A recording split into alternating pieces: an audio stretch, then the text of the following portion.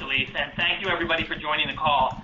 I know there's been a very high level of interest for this call, so I'm going to keep this brief and let the team explain in their own words what's going on. So each team member is going to make a brief opening statement, and this is the order. We'll start with Tim Kennedy, followed by George St-Pierre, then Cowboy Cerrone, followed by TJ Dillashaw, Cain Velasquez, and then finally Bjorn Rebney. After the statements, we're going to open up to your questions. Now, we do have 100 journalists on the line, and we'd like to give as many of you as possible a chance to ask a question. So when your turn comes up, if you could ask your primary question, and if you have a secondary question, ask them both up front, and just so we can keep the process moving. And don't worry, if you do not get a chance to get your question in, all members of the team are going to be available for one-on-one interviews after the announcement. You should all have my contact information, or Christy or Angela's if you set up with them. Just email us, and we will start coordinating interviews after the conference. So let's begin. We're going to start with Tim Kennedy. Hello. Good afternoon. I'm Tim Kennedy. First, I want to thank everybody for joining us. I appreciate it. It means a lot. You know, we're going to change the face of an entire industry and sport today. As many of you know, I've been a soldier, a husband, a father, and a fighter. My first pro fight was in 2001. I've seen MMA grow from being a niche sport to one of the most largest and successful, most watched sports in the world. If you would have told me back in 2001 that just 15 years later, the UFC would be worth over $4 billion and established as the most valuable sports property ever in history, I wouldn't have believed you. There's not a chance. You know, I come from an era, my first fight at the WC, I would run to the bank to deposit the check so it wouldn't bounce. Like, that's how long I've been fighting. Fighting in Tijuana, Mexico. I mean, the sport now, where we're just at Madison Square Garden, breaking every record that Madison Square Garden has ever had, to where we began, is just something that I can barely fathom, having been in it for so long. When I look back, I think more of anything, I would have hoped that with this level of shocking success that we achieved where we are now, this extraordinary profit generated, you know, by the fighters, my brothers and sisters who bleed and sweat every single day in the octagon, in the gym, with their coaches. You know, it's not just what you see in the octagon, it's what we put every single day, every single night. As I'm cutting weight right now, already trained this morning at Wildcard Gym, got to eat a little bit of chicken, going to train as soon as we get off this call for a fight that's going to be happening in 12 days. Like, this is the life that we've signed up for. If you would have told me that this level of success would have happened, I would have thought that it would have been shaped a little bit differently. You know, we're the ones that pack the stadiums. We're the ones that drive the incredible pay-per-view buy rates. You know, the guys that are seated right now around me, the ones that have bled in the octagon, that have taken last-minute fights, day before even changes, guys like myself trying to fight for a different opponent, that we're responsible for the hundreds and millions of dollars in sponsorships worldwide, that we would have been given a fair share. You would have seen an ironclad protection put in place to ensure that when things got bad, would be protected. When we get hurt, when we retire, when we're damaged, that there'd be something there, a safety net, and it's not there. You know, we have a saying in the military, everybody heard, you know, movies, it's been glamorized, it's in books, you know, no man left behind. That's kind of meaningless to maybe a lot of people. It's not to me. Not to a guy that's climbed mountains in Afghanistan to try to recover bodies of dead friends.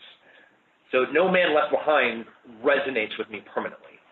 You know, I would have assumed that if the UFC reached the incredible level of success that they have, that the fighters wouldn't have been left behind. You know, you wouldn't have guys that are not starving, but can barely walk, and there's nothing that can be done for them. You know, that's why we're here today. That's why we have George, Cain, TJ, Cowboy, Bjorn. That's why we're here. We're here to never leave somebody behind. We're here to take every step necessary to make sure that no athlete, no fighter in the UFC gets left behind. That one-sided system the UFC has in place and has had for many years, and now under the new ownership intends to keep in place, that it will get changed and changed immediately. You know already that MMA is a tough sport. Like football, short and long term, being a pro MMA fighter does not paint a very pretty picture for your future. We're warriors. This is what we know, and this is what we want to do. This is our dream. I dream of being a UFC middleweight champion. Now, this is who we are and what we do. We love this sport, and we love competing in it. We readily have accepted the risks. But with the way the one-sided system is set up, the vast majority of the UFC fighters end up completely forgotten, disregarded, with nothing to show for their battles. What we're doing today isn't about me, it isn't about Cain, it isn't about Cowboy, it's about the yesterday and the today's fighters. Those that are going to end up with nothing. No savings, no insurance, no pension, no safety net of any kind. The only thing most can be sure of is that they're going to have a lifetime of dealing with the results of having fought in the octagon. Their hands, their knees, their hips, their shoulders, most importantly, their brains. In the coming months, we're going to introduce you to some of those disregarded and forgotten fighters. I mean, you know them, you know their names, you don't know their stories. Intentionally. I mean, that's almost by design, that you haven't heard the story. So you truly understand how incredibly important what we're doing is and what's at stake here. You fight, and to win, you have to have a great team. You know, I come from Jackson MMA. I have Cowboy, a teammate sitting right across from me. You know, I'm now in probably the longest fight camp in UFC history. I could not be ready for my fight now at UFC 206 without my team. That's what we have here. We are surrounded by world champions, some of the most recognizable faces in the UFC, and a man that knows the MMA business. We have the expertise and the experience to help achieve our goals. Not here with us today is a legal team that has the most accomplished attorney in the history of Athlete Association's legal matters, Jim Quinn. And we have a great organizational team of MMA fighters who know the sport and its athletes. We have an elite PR team and a support staff that is second to none.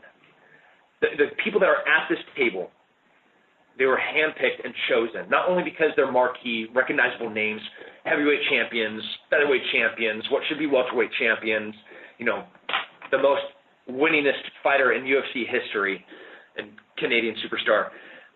It's guys that have the knowledge and experience and desire to see the sport that they love and have bled for get better. So I'm proud to announce the official launch of the Mixed Martial Arts Athletes Association. It's going to be big, and we are changing the face of this sport forever starting today. Next is George. Everybody knows George St-Pierre. You know, the no introductions necessary, and he has some words to say.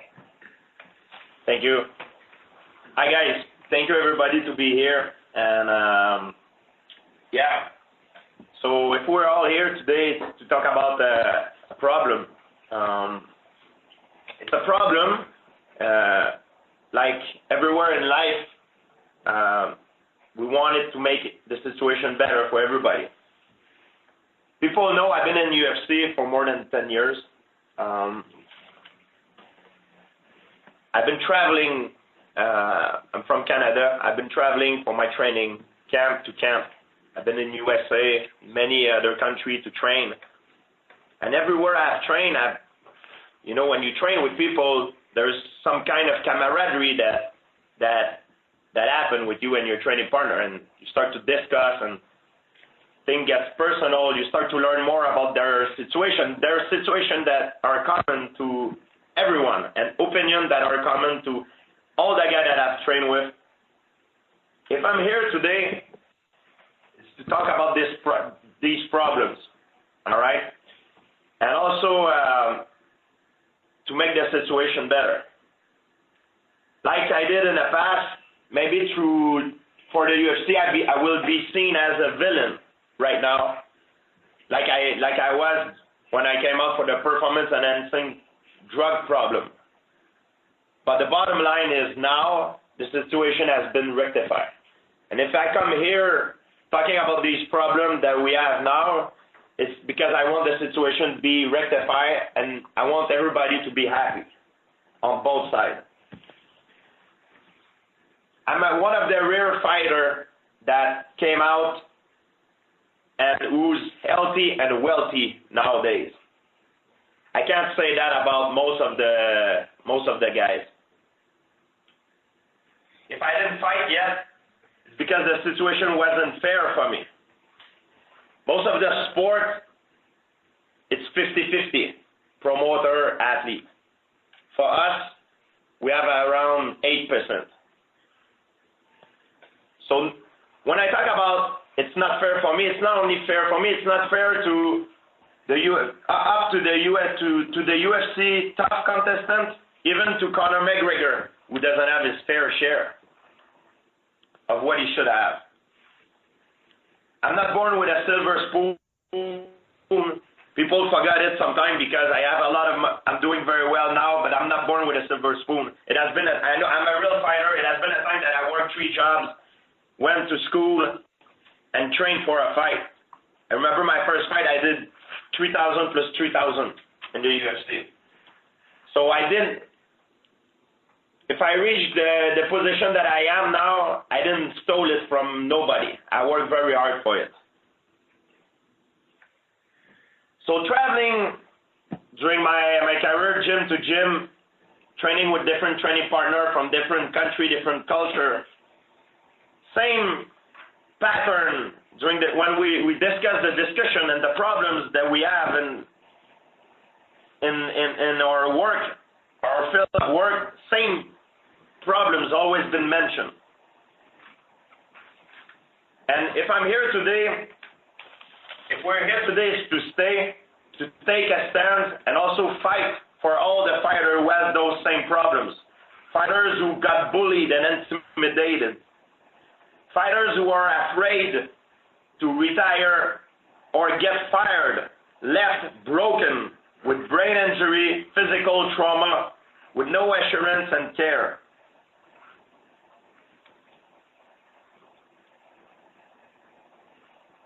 Fighters that I personally met before in the beginning of their career who are not even the same person at the end of their career.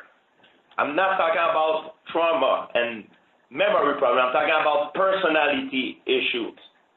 They're not the same person that they are. And these guys, they have families. And most of the time, it creates a lot of problems because you're not the same person. So they have no care, nothing to help them. And this, for me, is unacceptable. Things have to change. I know I'm not the only one that has that opinion because, like I said, I've been traveling a lot. If I'm with the team I'm with today, it's because of all the people that have approached me for the same situation. I feel this team is the most solid by far of all of it. Don't forget that UFC without fighters, it's only 3 letters of the alphabet. So I think that it's time for us to make our voice hear and make change happening for the best of all of the UFC, but also for the fighters. Cowboy. Cowboy here. I didn't write a speech like I wish I had because now I'm going to sit here and not know what to say. So I'm just going to speak, I guess, from the heart of how I feel. Years ago, you asked me to speak up. I probably wouldn't have because I'd be in fear that the UFC would maybe bench me or fire me. And I think that's a big fear in a lot of the fighters out there. So I'm glad to sit here with these solid guys, the champions, and people who are been in the sport for a long time. So I feel good to speak up and say, but you know, the financial side of it, that's one avenue you guys talking about, but just the health care and the pension and the what do we do next and the what do we even do right now, that's the part to me that I think needs to be heard. And our medicals, like, you know, we get X amount of dollars to fight, but then you see there's $10,000 of medicals taken out of all of our things. You know, I think that's something that we should address and you know, pension and surgeries and people getting hurt. There's just so many things that I want answers to, and I want to sit here, and so that's why I'm here today with you guys to ask you guys a million questions along with the board and all the questions can be asked. So I'm here to learn as well because I don't know what the fuck I'm getting myself into, and I'm here hopefully standing for the 500 fighters at UFC, saying, you know what, fuck it, Cali, we'll stand with you and we'll make this happen. So, yeah, that's about all I got. I'm TJ Dillashaw, and I'm here just to speak about what's right. You know, what needs to be done. You know, this sport's full of the highest highs and the lowest lows, and I think the lowest low is not losing. It's seeing these past UFC fighters that have nothing to show for it, that have been cut, that have retired, and, you know, I mean, I've seen many fighters have nothing to show for it, are banged up, not only from brain trauma, just from the abuse we've taken, you know, and I'm with Cowboy with this whole health insurance and pensions and retirement plans. It'd be nice to have a plan after I'm done fighting, you know, not to have to struggle and know how to take care of my family. You know, I got to pay for health insurance right now myself, and training's the toughest part of this sport. You know, you don't get hurt in your fights always. You get hurt in training. There's so many hours I put into the gym, so much sweat, blood, and tears that I put in and get injured all the time that I got to go and pay for. And I'm not in a sport where I'm sitting behind a desk, or I'm not in a job where I'm sitting behind a desk and taking care of business. I'm out there putting my life on the line, and it'd just be nice to have reap some rewards from it. You know, to hear that we only get paid 8% of what the UFC brings in is just crazy to me. You know, you see these other sports that, you know, they're bringing in 50% of what the sport brings in, and you know, are treated right. They got health insurance, they have pensions, they have retirement plans. I'm just here standing up for what's right and want to be taken care of, you know, and not only for the past, you know, the past fighters, the current fighters, and to pave the future for the fighters to come. You know, I think it's a real important thing, and I'm excited to be a part of this association, and I'm sitting with a good group of guys, and this is really exciting stuff. And I'm going to pass it off to big man Cain Velasquez right here. Hey guys, thanks for everybody for being on this call with us. I wanted to talk about something that I know far too well. My first fight in the UFC was in 2008. Since that time, I've had 7 surgeries. That's 2 meniscus surgeries, 1 MCL surgery on my right knee, taking cartilage out of my left elbow. Both shoulders, I've had torn labrums that needed repairing, and back surgery. I have a fight December 30th. After that fight, I'm already scheduled for my next surgery. And it's not just me, it's other UFC fighters that are going through the same thing, that have gone through the same thing. And for us in the future, there is no post-retirement health plan. That's why I think it's important for what we're doing now, us fighters coming together and having the rest of the UFC roster, the fighters come together to make our lives better now and in the future. Thanks, Cain. Hey, this is Bjorn Rebney. It's good to talk to everyone again. It's been a while. The truth here is simple, and it's straightforward, and it's backed up by number after number. And those numbers paint a crystal clear picture of what's really going on here and what's been going on for over a decade. I'm more than happy to provide those numbers. In fact, I look forward to it. But when I do, remember, the numbers are the evidence of the wrongs, evidence that confirms the outrageous, completely one-sided way the UFC has treated its athletes. The outrageous conduct is the William Morris Endeavor IMG UFC conglomerate, compelling courageous, elite, pro-level athletes to risk everything and paying them a tiny fraction of what's fair while providing them with no short or long-term protection or safety net of any kind. Given who's on the call, the 100-plus media members, I think it's pretty safe to assume that we're all MMA fans. So let's be honest and let's stop the doublespeak. MMA is an incredibly dangerous sport. The short and long-term consequences of being a pro mixed martial artist are often frightening. And as I've said many times in the past, I'm a huge MMA fan. I have been for decades. I think it's the greatest sport on earth, the most intense, exciting combination of speed, agility, aggression, and courage that we've ever seen in sports history. And I'll be the first person to defend mixed martial arts athletes' rights to make their living in this sport, to knowingly assume that risk. Just like I believe pro football players should be able to play pro football knowing full well what those long-term consequences may be. But when the group that totally controls every aspect of mixed martial arts of this industry is making money hand over fist, hundreds of millions of dollars in profits year after year after year, producing higher margins than any professional sport in history, when it's actually proven that they're the most valuable sports property ever, yes, in the history of sports. And when the athletes who put them there, the athletes responsible for the over $4 billion purchase price, the athletes who drive those 50% margins on $600 million in annual revenue, when the WME, IMG, UFC conglomerate asks those athletes to risk everything, to put their lives, their futures on the line, just pure human decency requires that they're paid fairly and that they're protected long term. Like I said, I'll provide the backup, the numbers, the specifics till I'm blue in the face, but the point here that matters most is that these athletes are risking more for less than any professional athletes on earth. They've got no protection, no pension, no safety net of any kind, and they're paid pennies on the dollar, a tiny fraction of what's fair. And those aren't assumptions, those are facts.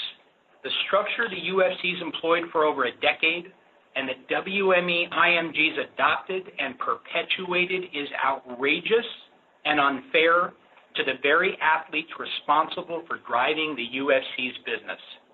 And that's what we're going to change. Okay, thank you, Bjorn, and thank you to the fighters. We're going to open up the lines for questions now. I'm going to toss it back to Elise, who can explain how you can get your question in the queue, and then we'll start taking them one by one. So, Elise? Certainly at this time, if you would like to ask a question, please press star, then 1 on your touch-tone phone. You may withdraw yourself from the question queue by pressing the pound key. Once again, star, then 1 if you have a question. We'll pause just a moment to allow questions to queue.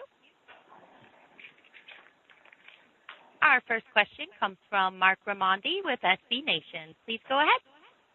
Hi, guys. Thanks for the call.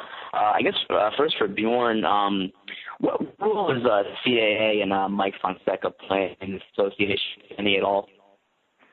Yeah, thanks for the question. Let me try to clear that up to make it crystal clear to everybody on the call, because I've seen a lot of the Oliver Stone-esque theories that have popped up online. CAA is not backing this venture. But let's be super clear. They're supportive of the athletes because that's what real agencies are supposed to do. By definition, talent agencies like WME IMG are supposed to scratch and claw 24/7, 365 to make the entertainers and athletes they represent more money, a bigger piece of the pie. They're agents. That's what their job is. So here's what happened, or here's what should have happened but didn't. When WME IMG acquired the UFC, what they should have done is they should have taken 500-plus fighters. They should have put them on first-class flights. They should have put them in a gorgeous hotel and brought them to a spectacular meeting. And they should have sat down with those fighters and they should have said, you have our deepest, most sincere apologies for the egregious, outrageous way you've been treated over the years. And we're going to fix all that. We're going to remedy it. We're going to pay you what you are due. We are going to provide for you the kind of benefits and the kind of protection and safety net and pension that guys who put their lives on the line for an entertainment vehicle that we own deserve. But they didn't do any of that. Their public statements painted a crystal clear, ugly picture of what their plan is. And I quote, "This will be business as usual. We're not changing anything. In fact, the only step they've taken so far was to make cutbacks to help make them even more money." In fight speak, basically, they sucker punched the fighters in the face and made more money for WME IMG.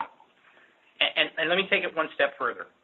Ari Emanuel, who heads WME IMG, assured investors, his investors in writing, that prior to any increases in how much they'd make from TV or pay-per-view or ticket sales or sponsorship or closed circuit or any other revenue streams, that they would achieve a 50% EBITDA margin.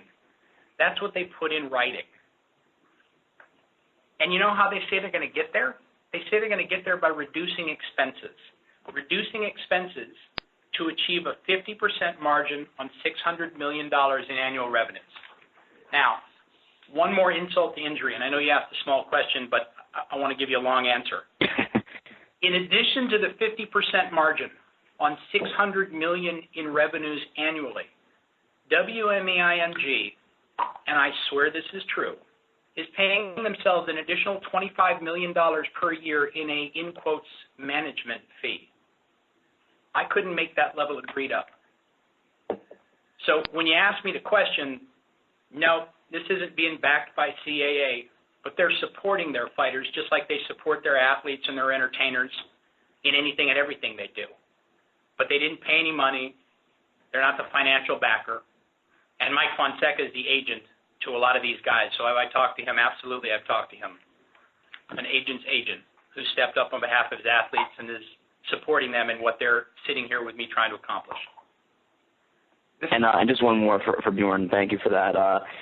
There's already been a little bit of criticism. I've seen some MMA managers express concern when they saw your name associated with this, someone who's a former promoter and someone who's been criticized in the past for fighter treatment. Can you respond to that criticism? Yeah.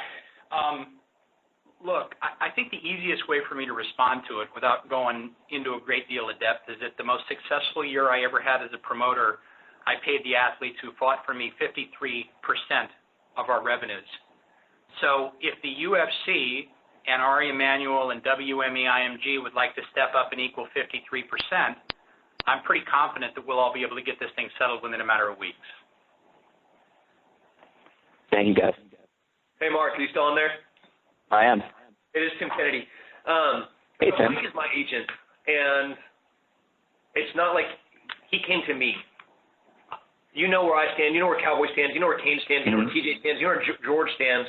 This isn't like a new thing. We have been looking for the best horse to get behind on the race.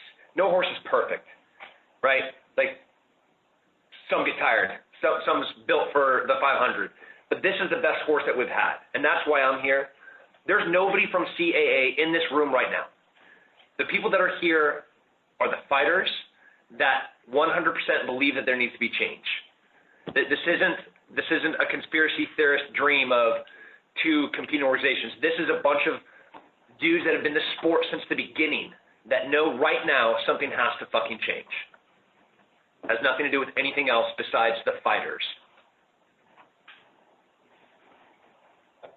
Okay, thanks. Thank you, guys. We'll move on to the next question. Elise? We'll go next to Brett Okamoto with ESPN. Please go ahead. Hey, thank you, guys. One thing to follow up on what Mark just asked, Bjorn, should we assume then that you are no longer going to be, you're forever kind of stepping aside as a promoter, or is that something that we shouldn't necessarily jump to the conclusion right away, given your association with this? This is my focus, Brett. This is what I'm focused on. We've been working on this for over 2 years. Some really great people who I've got enormous respect for stepped up a couple years ago and brought this venture to my attention. I don't even know if venture is the right terminology to use, but brought this to my attention and said, this is important, let's do it. And of course, given the years I've spent in this industry and, you know, cutting a lot of international television deals and domestic TV deals and having done pay-per-view and done event after event after event, I understood the drivers, I understood the revenues and the expenses. So, but probably more importantly than that is MMA's been pretty good to me. And, you know, it's not often you get an opportunity to step up and do something that's right and that actually matters and is going to have some significance moving forward. So this is the focus. And I'm going to be in this as long as these guys that sit on this board want me in it, and when they don't want me in it anymore, they're going to tell me and I'll leave. And then thank you, Bjorn, and for the fighters there, whoever wants to answer this, you know, Donald Cowboy, he spoke about having fear previously in recent years. He may have not have stepped up and said this. Is there fear now? Like how much of a risk do you guys think you're taking in publicly aligning yourself with something like this? Yeah, absolutely, I feel. There's still fear, you know, but it needs to be done. And I think standing with the 5 guys here, we're big names, man, and we just need to get the rest of the guys to not have the fear to stand up with us, you know. And so, yeah, we're putting ourselves out there. And what's going to happen, I have no fucking idea. But I'm here, and God damn it, let's run until the wheels fall off. Okay, great. Thanks, Brett. We're going to move on to the next question. Elise? We'll go next to Lance. Brett. Oh, wait, 1 second. George would like to say something really quickly. Brett, there's another thing I have to say. We talk about fear. to make a parallel, every time we go fight, we're afraid. But this is a different kind of fight. And I think even though I know a lot of fighters are afraid, because of my situation now, I'm in much better place than I was a few years ago. But I know a lot of fighters are afraid. But it's time, even though you're afraid, it's time to step up and do the right thing. If everybody do the right thing, we're all afraid, but it's time to join in and do the right thing. It's a fight. It's like a fight in the octagon, but it's a fight against what is right and what is wrong. And we should never be afraid to stand for the virtues, stand for what is right. Yeah, I mean, this is TJ here, and I would lie saying that I wasn't nervous. You know, I feel like I have the pre-fight jitters coming here, you know. But just like George said, man, it pumps me up. Him saying is that we're here because it's right. You know, it's what needs to be done, and ultimately I'm going to feel good about doing it no matter what happens, you know. But yeah, I am nervous. Okay, great. Thank you, guys. We'll move on to the next question, Elise. Certainly, we'll go next to Lance Pugmire with the Los Angeles Times. Please go ahead. Okay, great. Thank you, guys. I guess, Bjorn, you can answer this, and I don't know if you addressed this early in the call. I wasn't on it. I apologize. But there's been some skepticism that maybe, you know, what this is all about is a class action lawsuit that is basically, you know, it's going to be a temporary money grab, but it's not going to truly allow the fighters to get back, all of the fighters, what they need is really a good deal, you know, throughout the term. Can you comment on that? Is a class action lawsuit part of your plan? No, look, that's a great question. It's a big open-ended question. You and I could go around in circles on that for about an hour and a half. But let me try to simplify it. Let me try to break it down to its most basic points. There is a class action lawsuit that was filed a couple of years ago. But here's the reality. Why would you want to give away 33% of what you're going to get to attorneys from Chicago and San Francisco and Philadelphia who don't know anything about MMA, have never worked in our industry, when you can win this without going that route?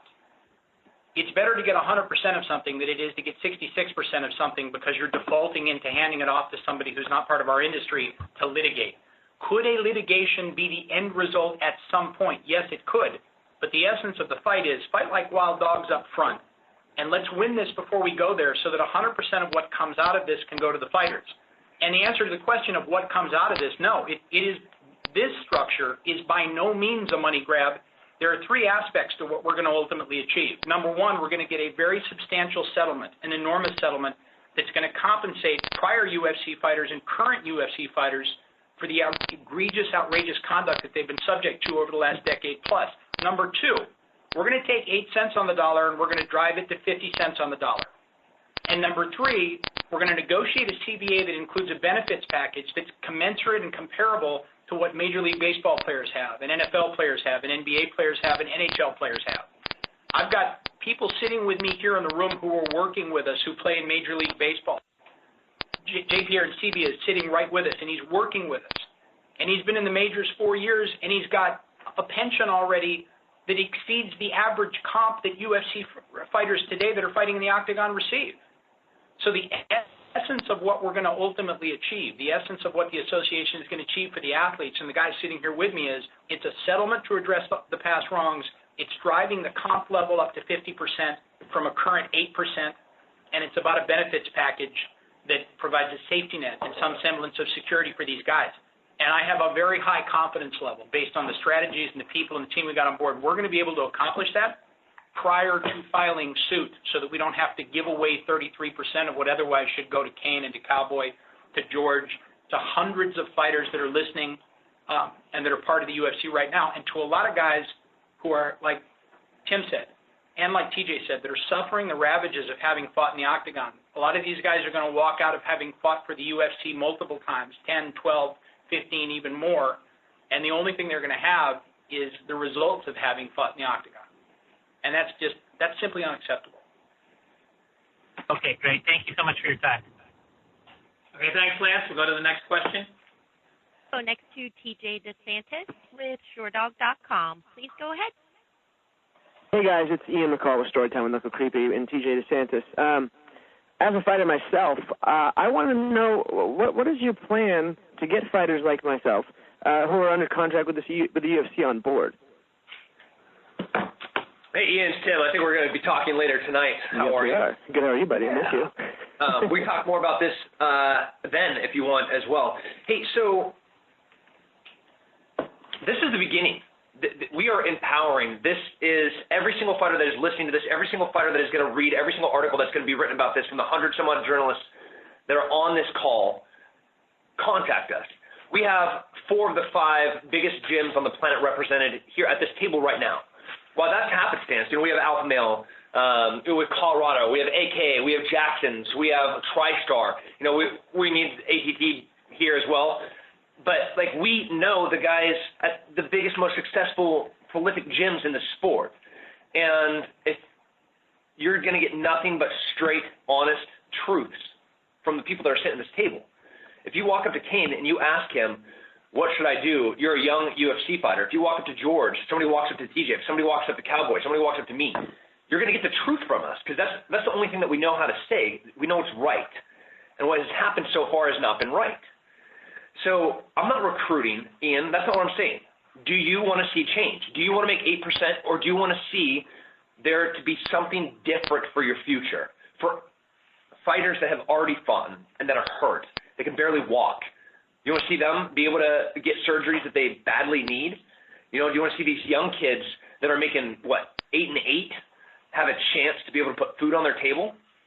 I don't need to convince them this is the right thing. Come to us. Come talk to us. You are now empowered. This is the best team that there could exist to make this come to fruition. So we're going to talk. Yes, we're going to come and we're going to talk to people. But come and find us. Find me. My email, tim@rangerup.com. More than reach out. I'll give you my number. You have my number. Yeah. Give it to anybody you want. You can talk to us. And throw your number out there, Tim. Yeah. Straight up. I'll post it online. This is the beginning of the change has happened. The announcement is made. The wheels are already spinning. And like Cowboy said, we're going to ride it until it breaks, the wheels falls off, or we get what we want. And the latter is what's going to happen. So come to us. You are empowered. Make this happen. It's not going to happen without Ian unless you call me and we talk about it tonight. And everybody else at your gym. And everybody else that this is the beginning. Get behind it. And to follow up on what Tim just said, we'll be traveling around the country and the world. We'll be visiting gyms. We'll be sitting down with you. We'll be at Jackson's with Cowboy and Tim. We'll be in Canada with George. We'll be up north in Northern California with Ian. We will be traveling everywhere, and we will be meeting with you. And you'll know that those meetings are coming, and we'll be able to sit down and we'll answer every question you got. And we've got a full team of people that are working with us. It's not just the guys at the table. There's an entire team behind the scenes as well that will be crisscrossing the country. And we'll be accessible. You can call us at the office. We'll answer every conceivable question you've got, any fear you've got, any question you've got, any concern you have, and we'll fill in the blanks. So there's there's a very substantial support system here with people who understand it. The team's filled with people who have been in the game, who have fought, who know the space. You'll recognize their faces. So we will be in contact with you. You can be in contact with us. We'll fill in the blanks. But there's an aggressive outreach as well to talk to everybody. Sounds good. Thank you so much. Hey, guys. TJ DeSantis from SureDog. I want to jump in, too, and have a quick question for you. Obviously, the letters UFC have been said repeatedly. Is this something that will extend to fighters not under UFC contract, the Bellators, the World Series of Fighting as well? And also, too, we're talking about modern-day fighters. Do you guys have any efforts in place to take care of fighters, from the past generation, the Jens Pulvers of the world, Gary Goodridge, et cetera? Will anything be done for those fighters of yesteryear? Yep. No and yes. So the answer to the first question is just like the NFLPA is focused on the NFL and just like the Major League Baseball Players Association is focused on Major League Baseball, we're focusing on the undisputed leader in the space, the $4+ billion enterprise, the most valuable sports property in the history of the world. That's where the focus is. So our efforts and our attention is focused on William Morris Endeavor, IMG, UFC's conglomerate. And in terms of, like I said, there's 3 tiers to what we're going to accomplish here. The first tier is a settlement that we'll achieve, and that settlement will take care of both past and current UFC fighters. So the Jen Pulvers of the world and anyone and everyone else who fought in the UFC in the past will be a beneficiary of that settlement.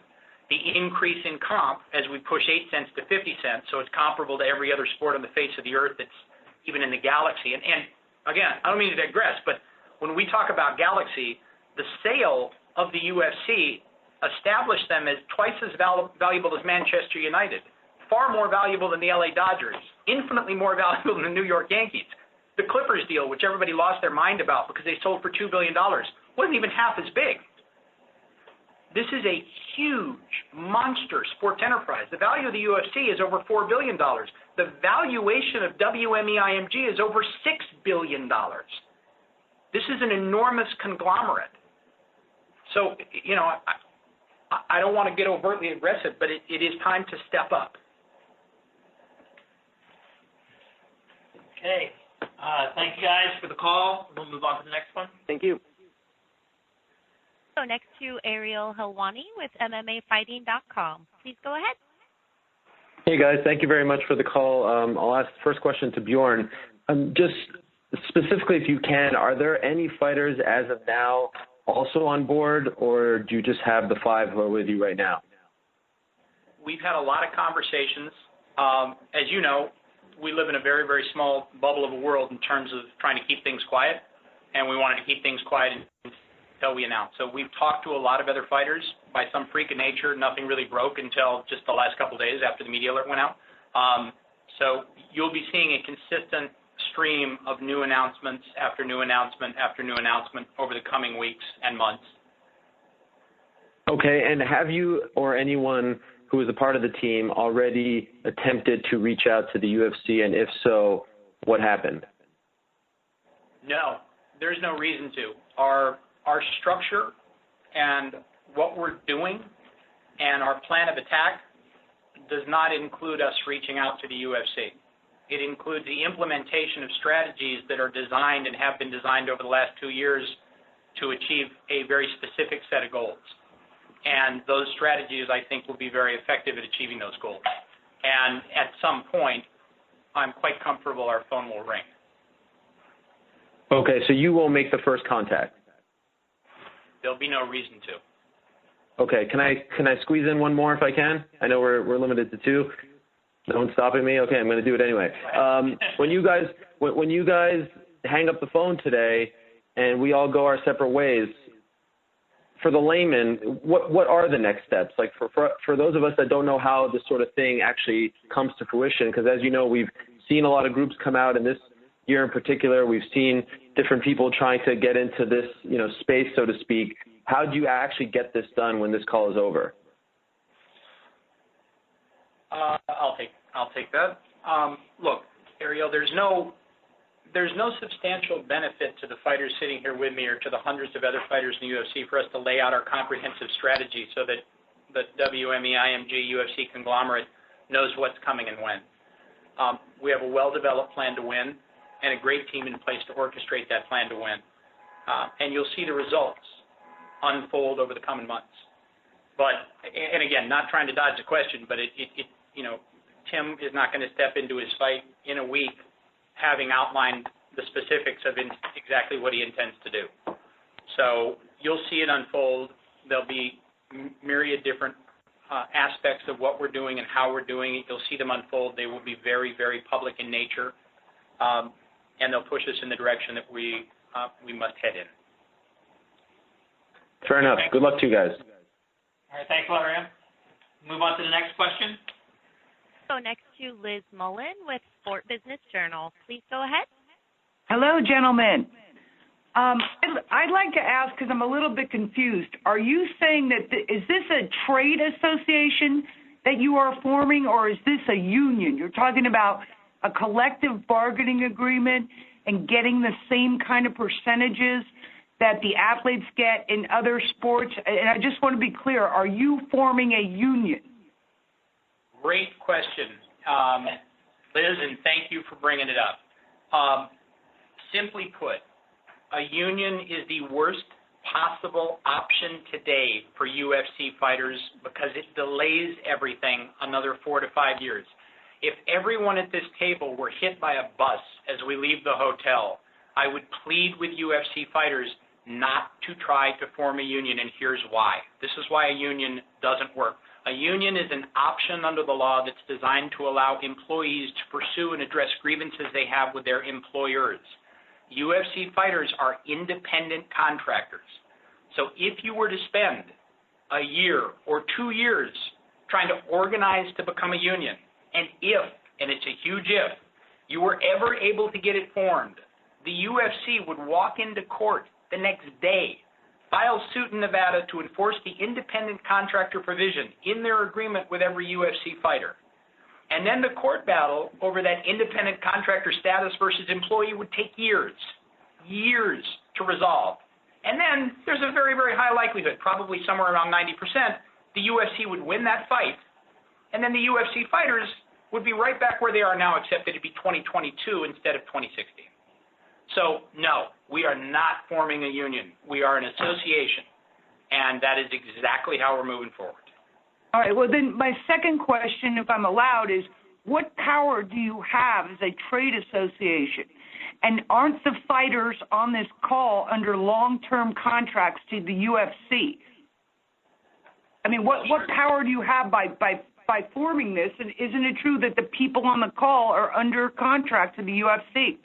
They are 100% under contract. And the power that we have is, and I'm sorry to jump in, but the power that we have is the power of the voices in this room and the megaphone that most of the athletes in this room speak from, and the athletes who will be speaking up over the coming months, and the chorus of that message that you'll hear from a media perspective, the introduction to those fighters that George so eloquently spoke about who are forgotten or disregarded, and a series of additional steps.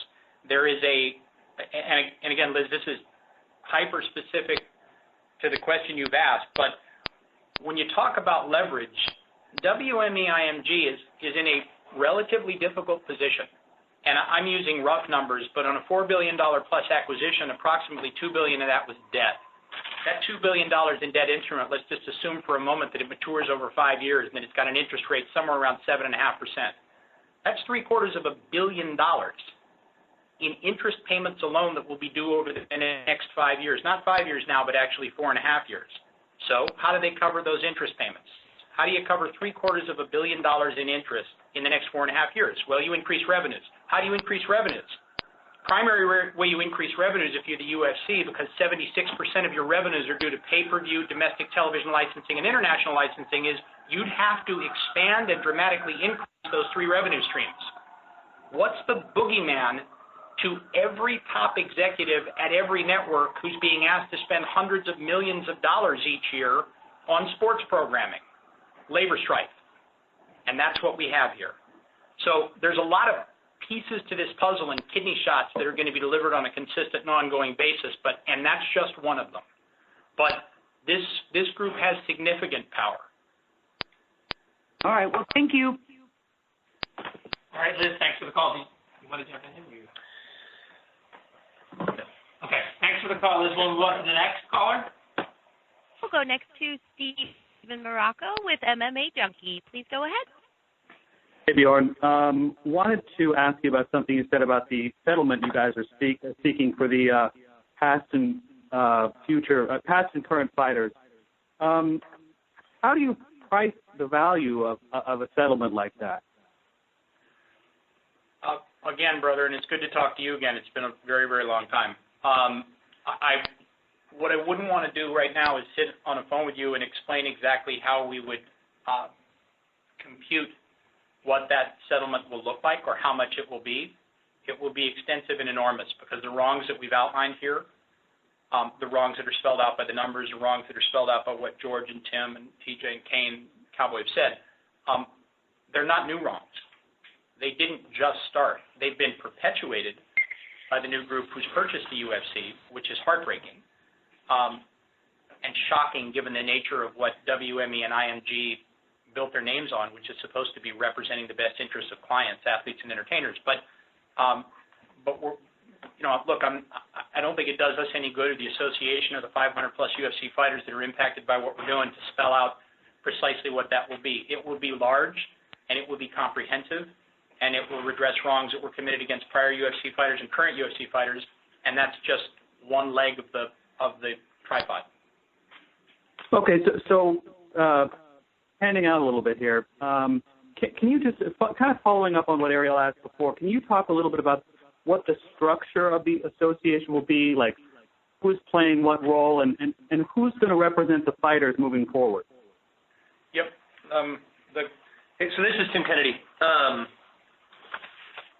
The biggest and most important piece of this is that the fighters are running this association. Period. End of story.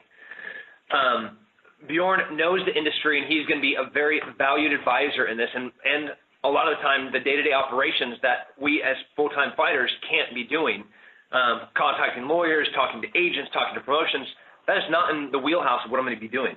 But the organization is this. The 5 board members that are going to exist initially, you're talking to right now. We make the decisions. Bjorn is not on the board in any way, shape, or form, and he can't make a vote when that board comes up to make a decision. So if you want to throw stones at who's going to be making and breaking the mistakes or the right decisions, it's going to be George St-Pierre. It's going to be Cowboy. It's going to be Cain. It's going to be TJ. It's going to be myself. I 100% believe that we as the fighters have to step up at this moment. Every fighter. What Ariel asked was, where's the power, or what Liz asked, where's the power, where's the authority? Well, it's in unity. It's in the strength of all of us knowing what's right and wrong. We know what black and white looks like, and we have for a very, very long time been struggling with what is not just, what is not fair, and what is just flat out wrong. And the guys here intimately know that. So the organization is that. The board of this association you're talking to on the phone, and we'll be making decisions. And so, Bjorn, your role is what? My role is strategy. My role is support. I'm an advisor and providing strategic advice to these guys. Like Tim said, when the time comes that we're in a position to be sitting down with WME, IMG, UFC, and working through what would turn into a collective bargaining agreement to change things, the decisions as to whether to accept that, the proposal and the terms, all rests with these guys. I don't have a vote on the board. I'll literally be providing board agendas and talking through things with the guys and helping. We've got a team on the ground. We've got an office open. We have people working in the office who'll be helping and assisting. But the decisions in terms of what, where, what benefits work, what a pension looks like, what post-healthcare and retirement looks like, what all those different issues look like, those are decisions that are ultimately going to be made by these guys, with a tremendous amount of input by every fighter who's actively fighting in the UFC and guys that have previously been in the UFC. Okay, thank you so much. Sure. Okay, thanks, Steve. Let's move on to the next question. So next to Eddie Goldman with No Holds Barred. Please go ahead. Thank you very much. Hello, everybody. First for Bjorn, I know you don't want to show your whole hand to the UFC, but there have already been a number of efforts in different areas, including an ongoing antitrust lawsuit against the UFC. There's been movement by some members of Congress to have the Ali Act expanded to MMA. And so I'd like to know what your attitude and the attitude of this association is to those. Okay. It's George St-Pierre. Can I answer this? Mm-hmm. For my part, I know that a lot of the agent will be threatened probably by UFC. A lot of the fighter will receive threat from the UFC. But I want to let you know something. I make that my personal fight, and we're not going to be bought to shut up. We're not gonna let any fighters down. We're here to stay. And this same thing that is happening now has happened before in every other sport, like in NFL, NHL, NBA, and now it's happening in UFC. It's gonna happen whether they like it or not. I know a lot of fighters want to remain unanimous, but I'm telling you, guys, come see us, and it's time to stand all together. If I decide to stand now, and I've been approached many times in the past for this thing, if I decided to stand now, it's because this is the most solid team. This is a very, very solid team that you guys can trust and will make the difference. That's what I can say. Bjorn, anything on the antitrust lawsuit or the Ali Act move in Congress, U.S. Congress, obviously? No, Eddie. I mean, look, I kind of went long and probably too involved into the positioning of why an antitrust suit now doesn't make sense and why we'd be better off taking steps that will allow us to secure 100% of all the benefits that come from this for the fighters as opposed to lawyers. And for the Ali Act, that's an extensive conversation. I mean, look, there's elements of it that speak to exactly what we're talking about here in terms of health and in terms of safety and in terms of relative conflicts of interest and those kind of issues. But, yeah, I mean, could there be conversations on that front at some point? Yeah, sure there could, because there's like or similar mindsets. And would this organization, if it would come to it, would it plan to run its own MMA shows, or is it just looking to form an association for UFC fighters? Look, Eddie, it's a mixed martial arts association, and it's the fighters here that have formed it are forming it for the purposes that we've described. It's not a mixed martial arts promotion. All right, thanks so much, Eddie. Appreciate it. We're going to move on to the next call. We'll go next to Benoit Baudouin with RDS. Please go ahead.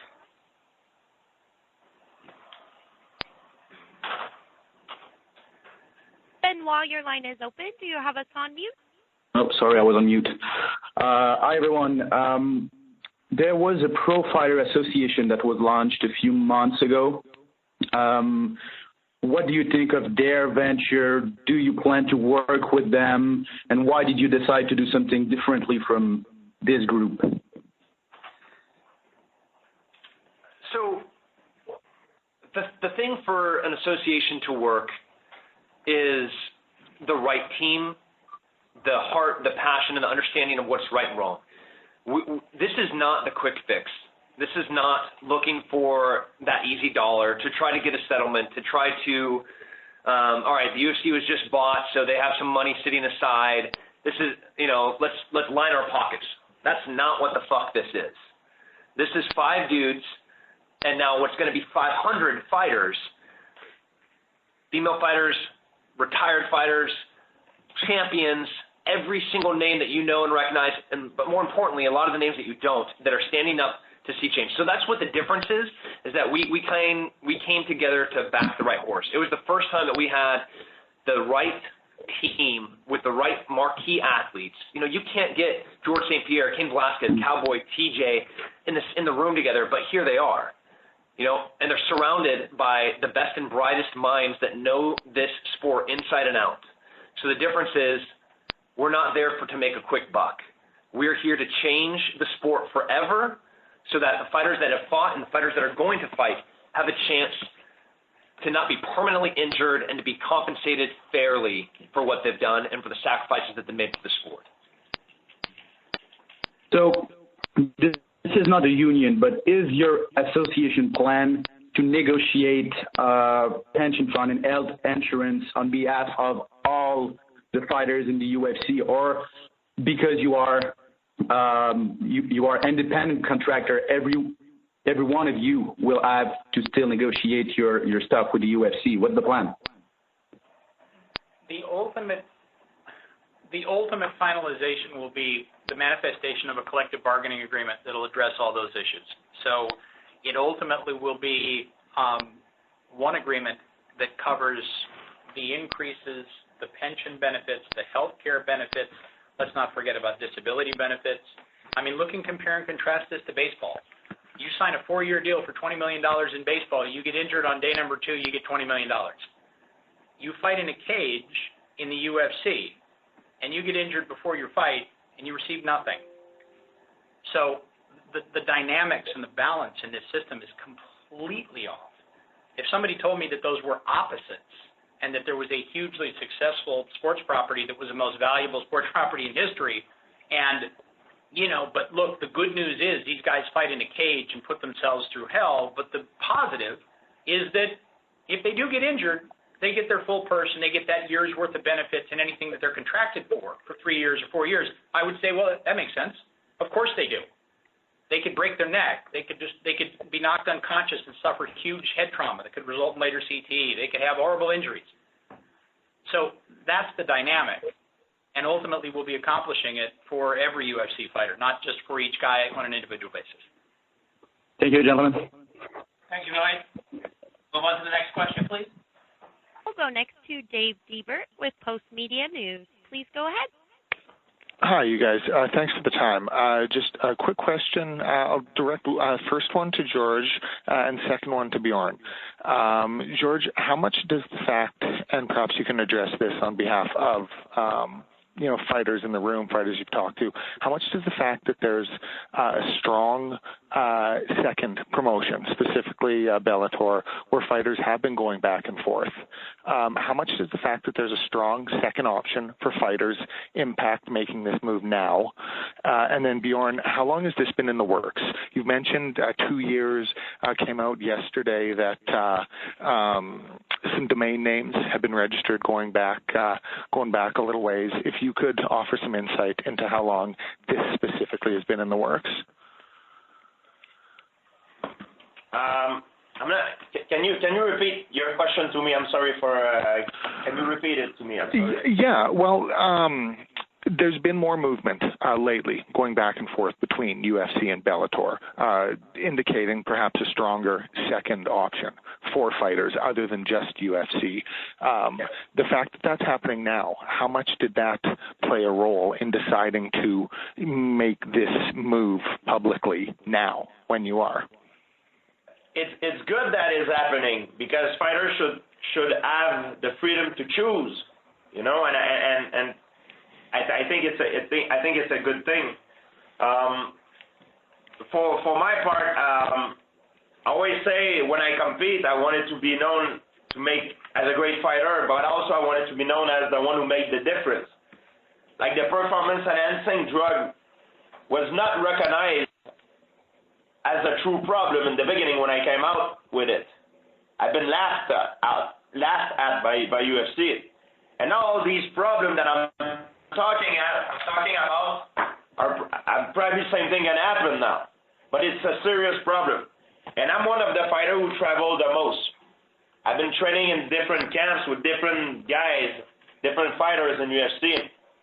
And like I said, when you train with people, there's some kind of camaraderie that is formed, and you start talking about families and stuff and lifestyle, and all those problems that we mentioned come back.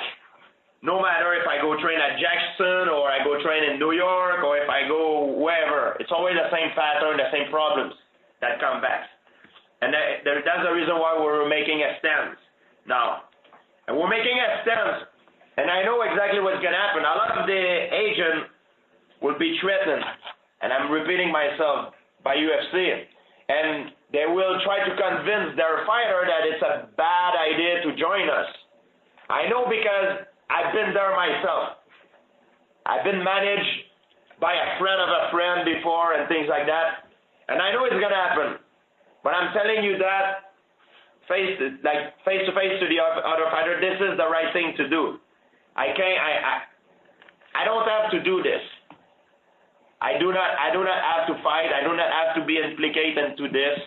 I have enough money. I can just sit and not work one day in my life. But if I'm doing this, it's to make the quality of life better for every fighter. Because I've been on the other side. I'm not born with a silver spoon. And if I'm doing this, it's because I want to change things. I want to be known also as a guy who changed things. And I want to change things for the right. There is nothing wrong to stand for what we stand for today. This is the right thing to do. Nobody can say that we're doing the wrong thing. We don't want to do something that is only for the best of our interests. We want something fair on both sides. And that's why we're doing this. So I'm telling the fighter, I know you're going to be talking with your agent, with a lot of guys. Think about the best. If we're doing this for the best of you guys' interests. We're going to fight for you, and we're not going to let you down. We're not going to be bossed to shut up. We come here because of our value. All right, value we cannot be bought by money. We're going to be doing the right thing, and we're not going to be stuck. This is something for a long term. This is long-term thing. This is not a quick fix. This is a long-term thing. And it's a serious thing, and we have a great team. Lawyers, great team behind us. That's why we came, and we make a stance today. Okay, thank you very much. I'm going to move on to the next question.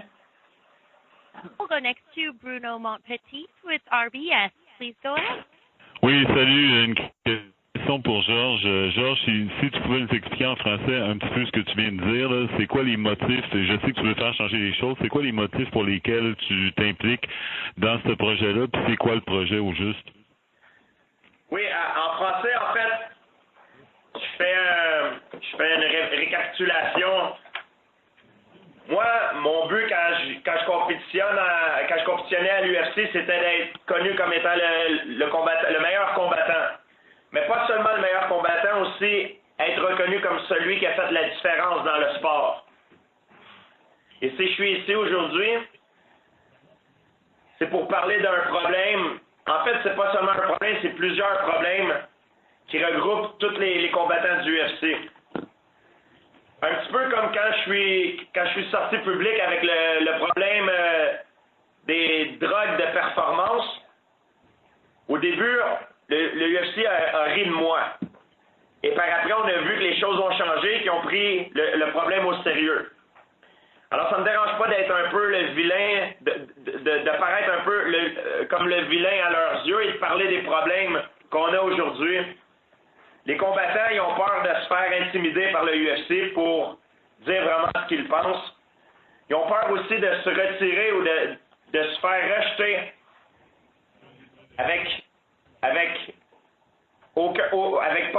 sans argent, avec des problèmes physiques et mentaux au niveau du cerveau, des commotions cérébrales, sans assurance et des soins pour le reste de leur vie.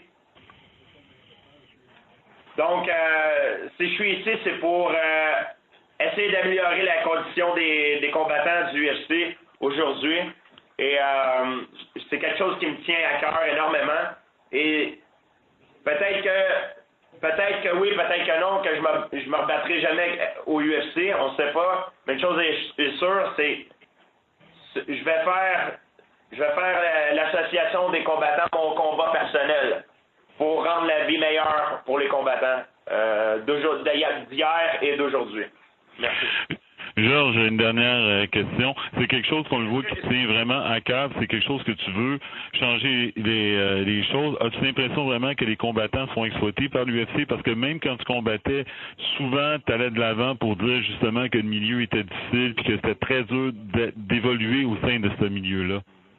C'est très difficile. Moi, quand j'ai commencé mon premier combat UFC, j'avais 3 jobs. Je travaillais dans l'insécurité dans les boîtes de nuit. Je travaillais aussi dans un magasin de couvre-plancher.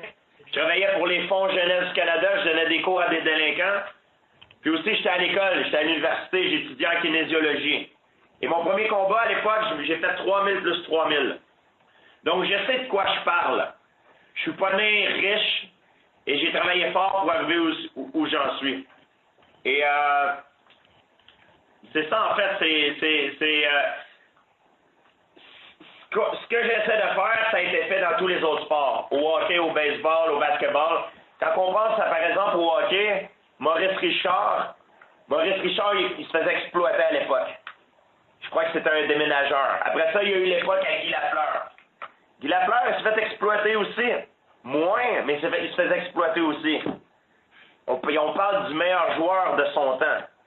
Alors aujourd'hui, les joueurs dans les équipes professionnelles ne se font pas exploiter parce qu'ils ont des gens qui sont là, une association qui sont là pour se battre pour le meilleur de leurs intérêts. Et c'est pour ça que je suis là aujourd'hui. Je suis là pour essayer pour commencer un mouvement, une association pour me battre pour les intérêts des combattants, parce que je sais qu'est-ce qu'ils vivent, parce que je suis passé par là dans le passé. Aussi, je dois juste dire quelque chose qui n'a pas rapport. Excusez-moi pour mon français, parce que c'est dur de changer anglais en français. Des fois, je me mélange un peu dans mes mots. Donc, mes notes que j'ai prises, c'était des notes en anglais. Donc, des fois, je me mélange. Excusez-moi pour mes anglicismes et mes commentaires, des fois. Je tiens juste à m'excuser pour ça. Je veux juste me faire comprendre, tu comprends? Donc, c'est ça qui est important pour moi aujourd'hui. Merci beaucoup, Georges. Thank you very much. Merci. Merci, Bruno. Thank you so much. We'll move on to the next question. Next to Jack Phillips with MMALatest.com. Please go ahead. Yeah, my first question is for Cowboy Cerrone. Cowboy, you said before that you aren't scared and you put your head on the chopping block. We hear a lot about fighters being afraid to voice support for a union, or in this case, an association. Is this a nebulous fear of the unknown, or, I mean, for someone who isn't backstage, what sort of specific retaliation do fighters fear from the UFC? I mean, I don't know. I don't know what to fear. You kind of fear the unknown, but am I scared? Yeah, absolutely, man. But I feel like I've paid my way. I've earned my dues, and I'm standing here with a great team, man. A great team backing me, and I'm proud to say I'm a little less scared now, and I'm hoping to lead the way, start a revolution, man, and get all the other fighters to stand up with us. And so the answer to your question is, yes, I'm scared to fucking death, man. I don't know what's gonna happen tomorrow, and I'm still under contract. I still have a fight next weekend, and I'm healthy and ready to go. And man, fuck. But yeah, I don't even know how to appropriately answer that. But yes, so it's gonna take a lot of work, a lot of time, and getting everything in order that we need to do. Awesome. And I know it's been a lot in the news, so I guess TJ Dillashaw, I suppose I should ask this one too, about fighters getting passed over for title shots. I know we're talking about important stuff like taking care of your family and healthcare, but would you be willing to use collective bargaining the same way the Ali Act works to sort of ensure that the most deserving contender gets the shot? I mean, it'd be nice, but this ultimately comes down to a lot more than that. But the UFC's, when it comes down to the UFC's allowed to do whatever they want. They're sole promotion. They can put whoever's going to make them the most money, or put the position of the guys they want there because that's what they want. Yes, it should be going off a ranking system. It should go off what's most deserved. And I do believe that, but this is even bigger than that. This just proves that the UFC can do whatever they want. All right. Thank you very much, fellas. All right, thank you. Move on to the next question, please. We'll go next to R.C. Samo with Fanboy Nation. Please go ahead. Good afternoon, gentlemen. This is revolutionary, and I'm glad that you guys are finally putting this together. Tim obviously isn't scared of anything because he's a Ranger, and I've spoken with him before, and I respect him a great deal. You feel scared. What's that? And I know Cowboy's a little frightened of what could go down, but of the repercussions that could happen from all of this, what's the worst that could come of it from the UFC coming down on you guys, and what's the best case scenario that you hope for once everything goes into play? Let me touch on that real quick. This is Bjorn, and okay. There's a legal aspect to this that needs to be touched on, and it's really important. There is, and I won't go into a recitation of the laws on a state-by-state or federal level, but there is law after law after law on the books that prohibits employers from retaliating against people in this fashion. So the opportunity that, from a rogue action perspective, 7 years ago or 6 years ago, where Dana White made any decision he wanted on a whim and tweeted it out with both fingers in the air, that's a different scenario. But with WMEIMG on board and with 50 or 60 attorneys sitting in the second floor of their offices, the ability of that company to retaliate against Cowboy or to retaliate against Tim or TJ or Cain or George or 500 other fighters is virtually not existent. As counterintuitive as it sounds, and I know it sounds wacky coming out of my mouth, but if you talk to top lawyers about what's going on here, it actually provides an additional layer of protection to the fighters who do speak up. because you have voiced your displeasure with an outrageous out-of-whack system. And if then the UFC and WME and IMG steps up and cuts you, takes advantage of you, cuts your teammates, does anything from a retaliatory perspective, that is deep, deep, deep trouble from them from a legal perspective. So there are the option that they had to act in the way that they acted 6 years ago or 5 years ago or even 3 years ago, where they literally did anything they wanted, like the Wild Wild West, has been reined in. This is Tim Kennedy. One of the efforts, in addition to the compensation, in addition to the healthcare, the pensions, helping the hurt fighters of the past, it's also to professionalize the sport. Bjorn said it was 3 years ago. I can look across the table at TJ and know that, politics have played into title shots. When you get a fight, who you're going to fight, if you're going to fight, that is all subjective to matchmakers that work for the UFC. So while they don't have to or couldn't necessarily penalize us or, come out and they can give us bad matches, or they can give us no matches, or they could not give us the title fight that they deserve and give it to another steroid-using guy.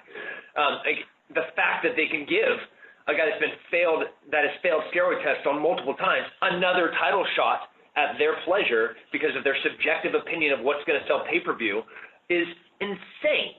So an effort in this is to professionalize the sport. The brothers and sisters that are going to be standing up together, fellow fighters, to see the change is to see this sport grow up. We just got sold, and it is now the biggest sell in sport history. We have grown up. These fighters have not been taken care of as if the sport has. The fans need to understand that there has been a huge travesty, that there is a void. If I wasn't fighting and I was a fan, I don't know if I could watch another fight knowing the repercussions of what happens to these athletes after the fact, after they step out of the cage.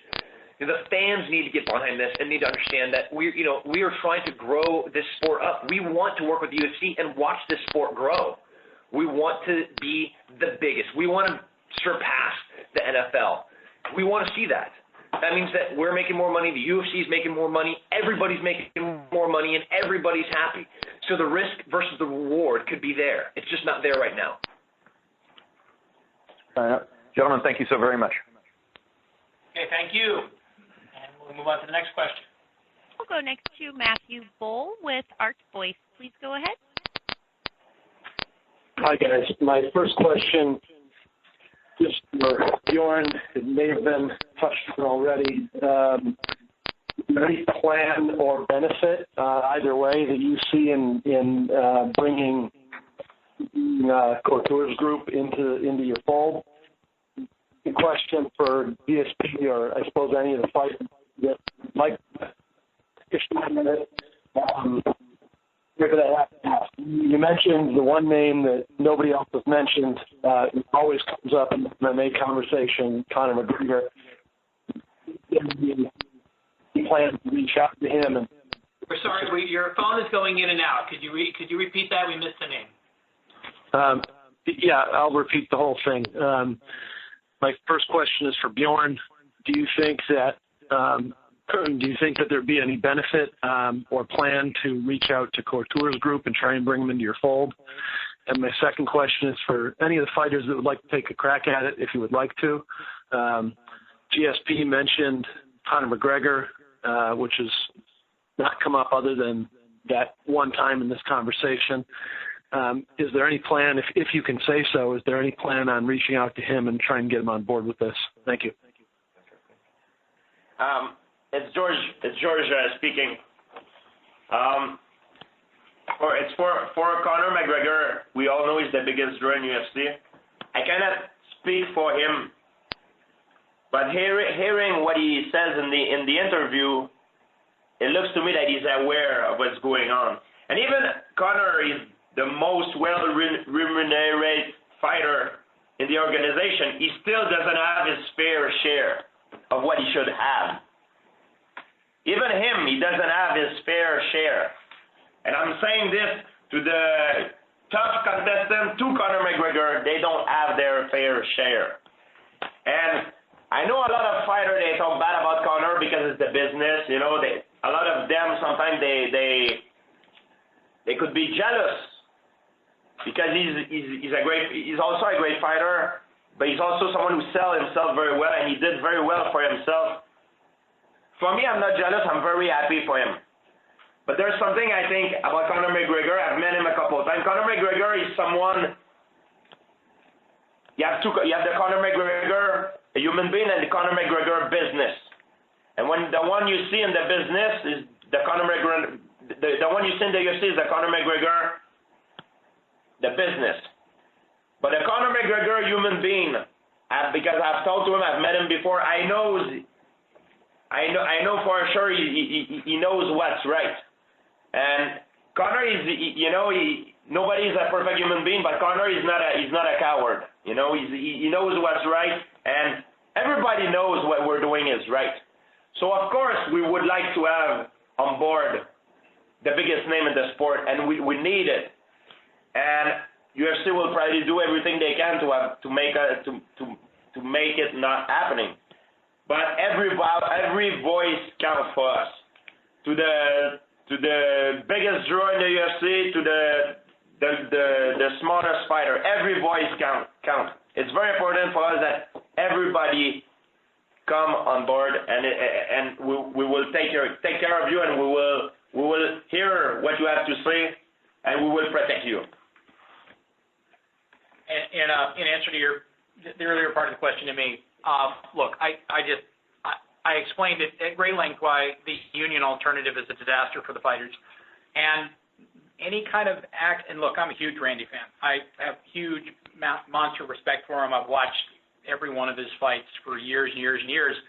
But any overture that's already got a litigation filed, I think, is counterintuitive to what we ultimately want to accomplish. Because I believe that the strategy's in place, the team's in place, people are in place to win this fight prior to filing a lawsuit. So to preemptively file a lawsuit, which takes a third of everything that comes of it and puts it in someone else's hands when it should go into the hands of fighters, I think is not a great strategy. So we wouldn't be aligning with anyone who is currently following that strategy, although we would welcome Randy Couture with open arms to join us in what we're doing, because he's smart as all get out and understands the sport backward and forward, and has had his well-documented problems for years and years and years with the UFC. So he'd be welcome to step in with us. Okay, thank you so much for the question. Move on to the next question. So next to Elias Cepeda with Champions.com. Please go ahead. Thanks for the time. Two quick questions. First is for George. George, does this mean that you've kind of given up the hope of fighting again in the UFC, or do you still hope to be able to fight while fighting for other fighters? And the other question is for anyone that wants to answer it. Is there a formal process for other fighters that you're inviting to join you? Is there like a signing cards type of thing?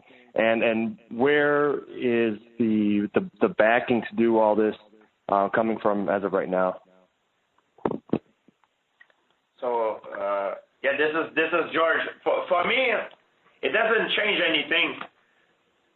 The reason why I didn't fight in UFC is because the deal they were offering me was not fair. It's not a question of people. They make a question of money. Like they were saying to me, I'm a big risk. But if I'm a big risk, you know what I mean? I'm a big risk, but they wouldn't let me free, like in a way. So it contradicts itself. In terms for my situation, I can say I haven't fought. We met UFC and I several times. I haven't fought because the situation, the deal they were offering was not fair. I didn't have my fair share of what I should have got. And it was always, if you do that, then after no, we don't have, I didn't have my fair share. And everybody, most fighters I talk to, all the fighters I talk to, they don't have their fair share. Like I said again, to the top contestant, to to the biggest draw in UFC, they don't have their fair share. And it doesn't mean that I retire, that I'm out. For me, I'm in the best shape of my life, but I want to fight for what is right. What kind of person would I be if I go back for a deal that is not fair to me? So that means I'm standing for something that I didn't even do for myself.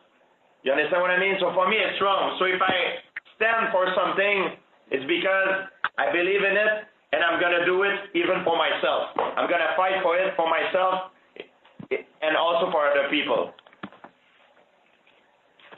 Hope you understand what I mean by that, you know? That makes a lot of sense. Thank you. Hopefully sometimes it's confusing, but I hope you get the message true. We will. Thank you, George. All right, thanks so much. Appreciate the call. Move on to the next call. We'll go next to Aaron Bronstetter with TSM. Please go ahead. Hi, guys. So 2 quick questions. The first question is, with WME, IMG, and CAA being such big rivals, and obviously Bellator and the UFC being rivals, do you think that optically it doesn't look great that most of the athletes involved with this are CAA-represented athletes? You know, the name JP Arancibia came up. He's represented by CAA Sports. Does this go beyond MMA? And then my other question is for George. George, are you, you mentioned on the MMA hour that you were a free agent. Is that something you still stand by? I have to be very careful of how I'm going to answer this question because it can be used in court. My lawyer, James Quinn, told me I'm a free agent. But you know how it is. There is 2 sides of the situation, and it has to, sometimes it could be in court, and that's all I can say. But from my side, I have a good reason. My lawyer, he's the best in this kind of situation. He told me I'm free agent. So I am free agent from my side of the situation. We have very strong evidence that I'm free agent. Very confident. That's all I can say. And in follow-up to your question, I spent a long time at the beginning of the call explaining the dichotomy in how WME IMG is treating athletes. I don't think there's anything at all questionable about the fact that there are a collection of CAA clients here. They're handling this situation and supporting their clients in something their clients want to do in a forthright way, and what you would expect agencies to do. Exactly how you would expect an agency that is looking out for the best interests of their athletes or their entertainers to function, to try to provide them a better future and a safety net and pension benefits and health care benefits, simple stuff that every athlete on the face of the earth, whether they're NHL or NBA or Major League Baseball or NFL, receive and have received for decades.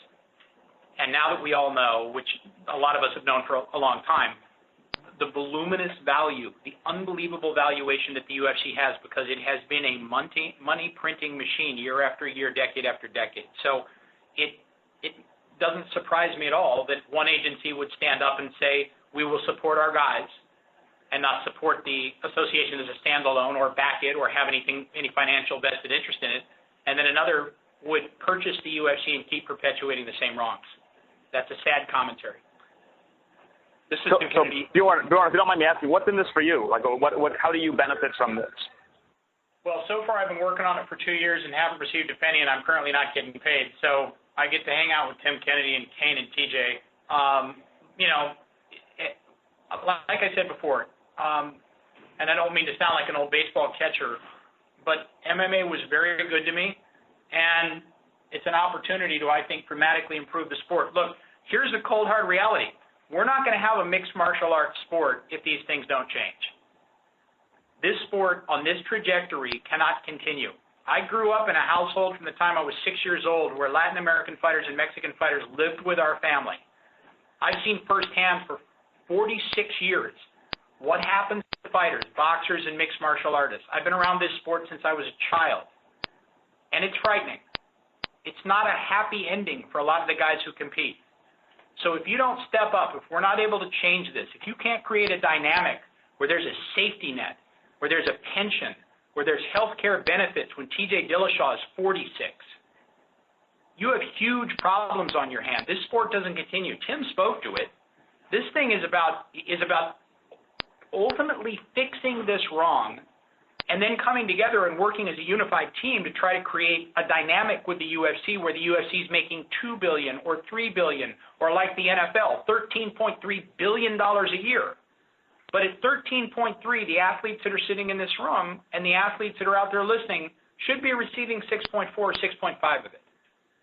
That's the way the dynamic should work. And if it doesn't get fixed, those of us who love MMA and think it's the greatest sport in the world, we're not going to have an MMA in 10 years because the repercussions and the ramifications from that kind of conduct are going to kill this sport. Okay, thank you very much for the call. Move on to the next one. We'll go next to Mike Straka with MMA Noise. Please go ahead. Hey guys, hey Bjorn, quick question on business, on the business side of things, and also to Tim Kennedy as well. Are you guys funding this yourselves? You're talking about going around the world and visiting gyms and talking to fighters. That costs a lot of money. How are you guys going to fund that?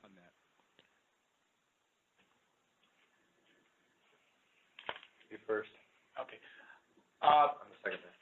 By the way, it's good to talk to you again. It's been a long time. Miss you, brother. Thanks, Bjorn. You too. Miss you too, guys. Look, there are some people who have stepped up, and the people who initially came to me on this venture 2+ years ago were people who I've got a crazy amount of respect for and admire them for what they saw as something that was terribly wrong and something they wanted to fix. And at this stage, this organization has all of the pieces in place and all of the requisite backup and backing necessary to be able to implement the strategies that they articulated to me over a series of excited meetings about what they felt they could help change. And so we're in a very, very stable, very good spot. We've got offices open. You can visit the website, themmaaa.com. There are people working in the offices as we speak, manning phones, and there's a team, and et cetera. So it is all in motion as we speak. Where's your headquarters? Anaheim Hills, California, Orange County. Okay. All right, guys. Thanks. All right, thanks so much. Oh, yep, all right, we're good. Then move on to the next question. We'll go next to Josh Gross with The Guardian. Please go ahead. Thank you for taking the questions.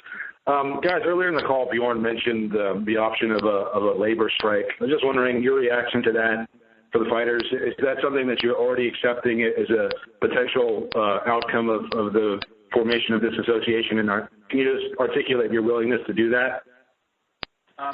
This is Cain. As far as the strike, I mean, that's not what we want. You know, we want to work with the UFC, help them grow even more, and just have ourselves taken care of.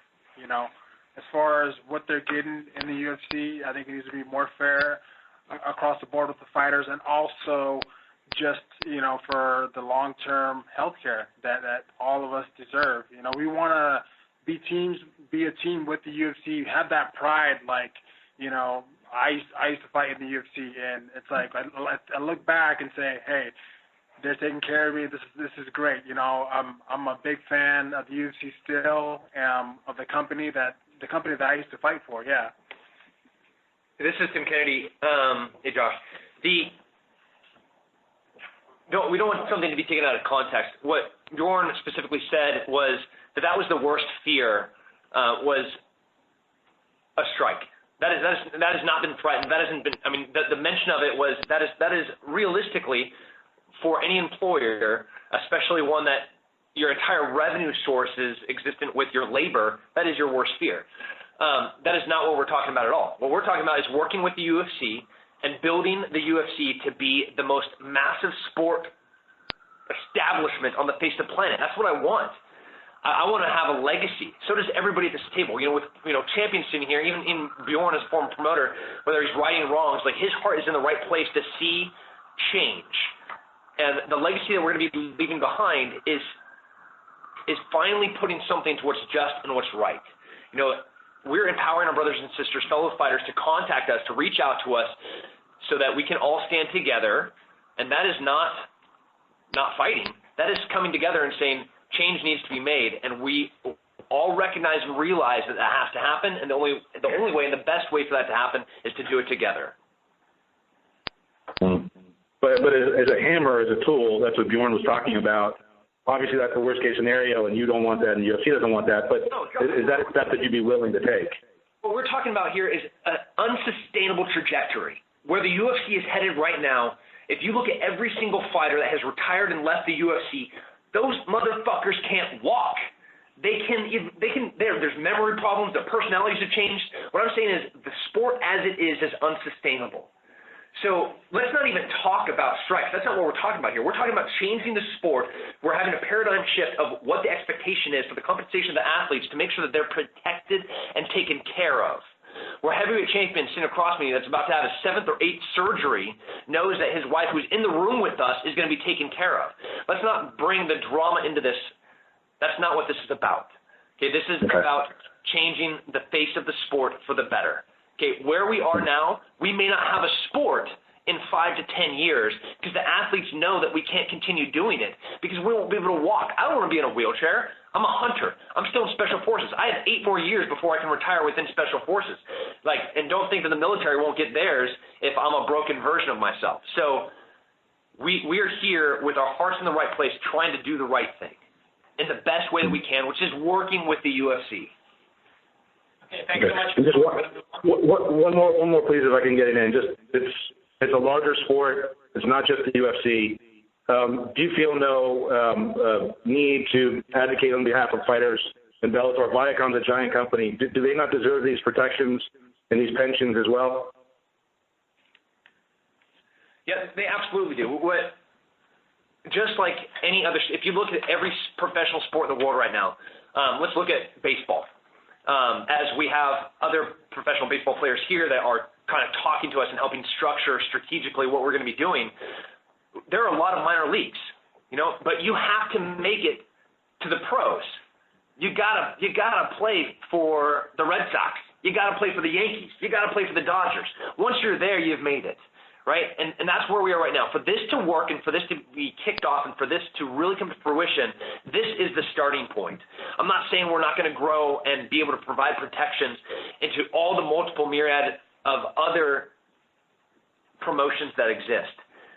But the starting line, where we are right now, the 5-meter target for us to be able to accurately affect change is the UFC.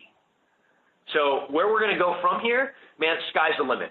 If you look around this table, you see hard work and blue-collar believers that change needs to happen. We have like the most prolific champion in UFC history that is coming back to say, he already has legacy, but he's now trying to affect change for a permanent improvement of the sport.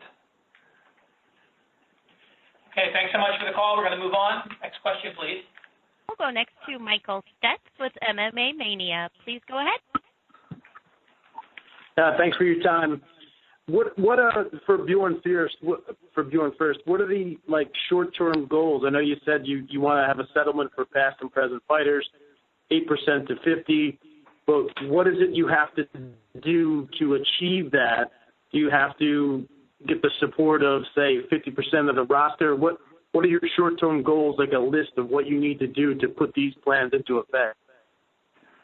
Again, and look, I'm by no means trying to sidestep the question. From a strategic outlay perspective in terms of what's A, B, C, D, and E, I don't think it makes a lot of sense to divulge that and to say, hey, here's what we're going to be doing next. But obviously part and parcel of it is organizing. Part and parcel of it is every guy at Jackson's reaching out to Cowboy and reaching out to Tim. It's about AKA and talking to Cain. It's a whole group of articulations of what's going on, who's involved, what the long-term goals are. That begins it. That'll be complemented by a great deal of media. As George said, we're going to be making introductions, not just from an endemic market MMA perspective, but also from a general market media perspective to a lot of the fighters who have suffered largely at the hands of fighting in the UFC and are now suffering the consequences for that.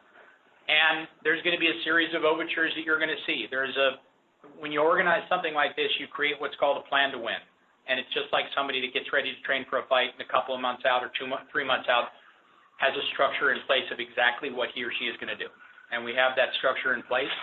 And like George said, something like this doesn't get taken care of overnight unless, of course, like I said previously, the UFC wants to step up and equal a 53% of gross revenues mark, in which case we'd be able to expedite the resolution of these matters quite quickly. So. But, I mean, can you list any type of, because not to reiterate the question again, but there has to be some type of plan in place that you want to do, like step 1, step 2. Sure, you're going to, like we've discussed on this call and everybody's articulated, you'll see these fighters in gyms talking, traveling around the country, meeting with other fighters to shed light on exactly what we're doing and share with them one-on-one what those plans are. There's an organizing team that includes JP and includes the hardest working, most trustworthy and honest employee I ever had, Zach Light, who's working with us as well, and other team members who are going to be crisscrossing the country. Because what you've got to do first, like Tim said, is you've got to shed light on exactly what's going on, what the need is, and what this ultimately means. If you look at the numbers, and I don't mean to go like too deep and give you too much of an answer, but if you look at the numbers, at 8% versus 50%, a guy that's making 12 plus 12, a guy at 25,000, that increase is not an incremental small increase. You're talking about a guy making 12 plus 12 that ultimately could walk away with $125,000 per fight. If you're one of the fortunate guys that's making 25 plus 25, and you're walking away with a win at 50 grand, that turns into a $250,000 a night purse. If you're one of the freaks of nature in the UFC, the rarity, the pink ostrich that's making 100 grand, you're talking about a $500,000 night. And look, here's the cold hard reality. That reality for the NFL and NBA and Major League Baseball and NHL, those owners are still profitable. Robert Kraft, who bought into Ari Emanuel's sale of the debt on the UFC instrument, Robert Kraft isn't operating the Patriots so that he can lose money. He's making money. And he's paying his athletes, Tom Brady and the rest of them, 50% of every dollar that comes in his door. So what are we talking about? How does this dynamic exist today? And to this point, we have stood by and allowed it to occur. Because the fixing of it and the remedy is a remedy that can be done and still allow WME-IMG to make a profit, a comparable profit to every owner in Major League Baseball or the NHL or the NFL. So it's inconceivable. Questions remain. Have you sought the advice of, say, DeMaurice Smith from the NFL Players Association and say, Tony Clark from the Major League Baseball Players Association? Have they given input onto possible strategies you can use for, like you said, a collective bargaining agreement? Yeah, sure. Tony's awesome. We've talked to Tony. We've talked to a ton of people. I mean, look, the magician, the Michael Jordan we've got on our team is Jim Quinn. Jim Quinn is the Michael Jordan of antitrust litigations. He's the Michael Jordan of athlete association-related litigations. Google Jim Quinn and athletes and see what comes up. He wrote the book. So we've got him on our team. And we've talked to some very smart people, and Tony's been hugely supportive. We talked to Tony Clark 2 years ago at the infancy of this undertaking. So, yeah, of course, we've gotten some input from folks from major organizing campaigns across the country who have dealt with voluminous, large-scale labor issues. And this one just happens to have an enormity of ugly on one side of it. So it is an easier one to address because the difference between what should happen and what is happening is so crystal clear. Thanks, Bjorn. If I could squeeze one in for George, if possible. George, was this something kind of eating away at you in your time away from the UFC? Did you feel kind of a magnetic pull because of your stature and who you are in the sport, your reputation? Did you feel kind of it pulling towards you, like you were one of the top guys to be able to fight for the other fighters? Well, whether if I would be on fighting right now or not, I would have taken the stand as well. I'm in a great situation now. Like I said, I come here today it's because I take the stand, but I couldn't have made that in the beginning of my career because I was in the same situation as some of the guys that are afraid. And I would have liked at the time if someone who has a bigger draw at the time would have taken a stand to protect me, so I would not have done it today. Unfortunately, the infrastructure was not in place. This thing has been repetitively done in every sport, in Major League Baseball, NHL. I'm from Canada, so I can talk to you about hockey because that's what I know best in team sport. I remember the best player of their time, Maurice Richard, used to be exploited by the NHL. After that, you had another era. The best player was Guy Lafleur. He was exploited, but not as much. Then you had the era of Wayne Gretzky. That was less. Then after you have the era of today. Today, the player, their condition of work are much better. But it has to start somewhere, and that's what we're doing today. We started to increase the condition of work of the fighter. We're not here we're here to elevate the UFC. We want to elevate the UFC. Of course, they're not gonna like it first because they like powers. Like every man who has power, they want more power. Now we're taking a little bit of power out of them and we put it into the fighter's hands. And you would have taken the stand for me that this is done in the correct way. I'm sorry, we have to move on. We have a few more questions we want to get in. So thank you so much for the call. We'll go next to Mike Chiappetta with Bleacher Report. Please go ahead. All right, so I'll follow up with George, please. You guys mentioned this is supposed to be a UFC Fighters Only Association, but George, you reiterated once again on this call that you're a free agent. That seems a little inconsistent. Can you explain how that works? Well, you have my version of the story and you have the UFC version of the story, right? So, yeah, so because of legal reason, I cannot extrapolate on that. But see, you know what I mean by in the situation. Hey, this is Tim. It's not just current UFC fighters. We are reaching out to the Randy Couture's, to the Kung Lees, to the Nathan Correys that have their own thing going. But this is about people that have fought for the UFC, and I'm pretty sure if we look at George St-Pierre's record that he's fought for the UFC and won the title and defended it more than times than anyone else. I mean, like, so, there might even be people on this. George may never fight again, or he may fight in a couple months from now. Or I can fight for another organization. He will still absolutely be part of this association because of what he has done, and that is fought for the biggest and best organization on the planet, the Ultimate Fighting Championship. Not only fought for them, but won titles for them and then defended them on countless times. So, retired guys, like this is about, at a grassroots level, building an association that can stand unified to make change for the better, right? Brothers and sisters, fighters that have done and put their blood in the octagon. George has done that more than all of us. So it's not just, to be perfectly clear, while he may not be fighting right now, or he may fight for a different promotion in the future, he has fought for the UFC, and he's a welcome addition to this board.